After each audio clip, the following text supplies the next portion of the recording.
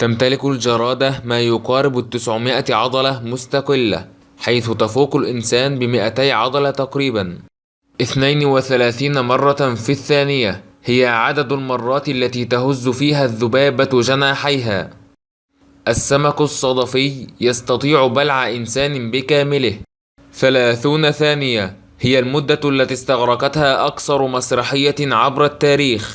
الأذنين والأنف هما العضوان الوحيدان اللذان ينموان باستمرار طوال حياة الإنسان. يستطيع الفيل شم رائحة الإنسان على بعد ما يقارب 500 متر. تصنف الطماطم من الفواكه، أما الموز فيصنف من الأعشاب.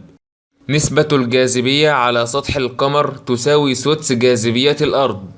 روسيا هي أول دولة استطاعت أن توصل مركبة إلى سطح القمر، وكان ذلك في أواخر العقد السادس من القرن العشرين. والأمريكي نيل أرمسترونغ هو أول من وضع قدمه على سطح القمر في شهر يوليو من أواخر ستينات القرن الماضي.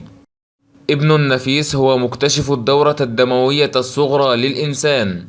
يبلغ طول مجموع الأوعية الدموية للإنسان البالغ قرابة 100,000 كيلومتر، مما يكفي للف الكرة الأرضية 2.5 عند خط الاستواء.